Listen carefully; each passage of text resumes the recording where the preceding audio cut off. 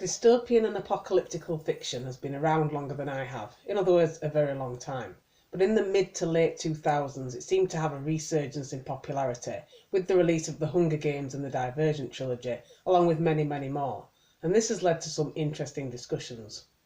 I'm not too proud to admit that in the fashionable apocalyptical story, I'd be the character that dies on page 1.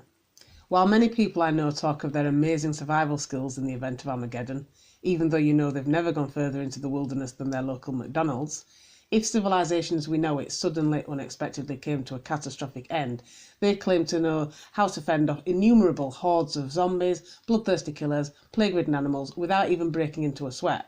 The toughest thing you've ever wrestled yourself free from is the sofa, but yeah, whatever.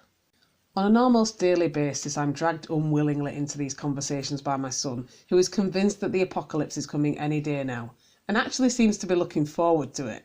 Because when it does come, he's going to be the one to lead us all to somewhere safe, single-handedly, apparently.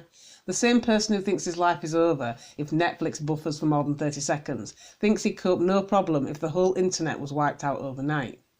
A couple of months ago we had a power cut. It only lasted about 20 minutes, but he was practically in tears, and I'm honestly not sure whether it was because the lights went out or because YouTube stopped working. There have been many reviewers talking about how unrealistic it is to have books, films, TV adaptations, etc.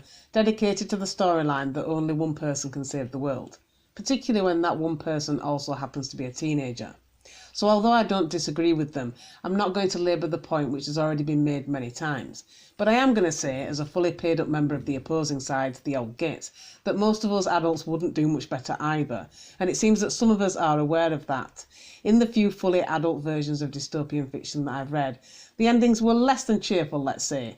A few simply concluded with the message that it never got any better than this, the end, whereas the young adult equivalents always seemed to fully vanquish the foe, even if said foe was a long-established government with a well-trained, well-stocked, big, angry army behind them, versus one spindly teenager whose only prior experience of war was playing Call of Duty. So would you survive the apocalypse? I wouldn't, definitely not. I might as well just volunteer to be eaten on day one and have done with it. But it always amuses me that some people think that they'd be able to survive in situations so hostile that even Bear Grylls would go, you know what, never mind, and stay home and order a pizza instead.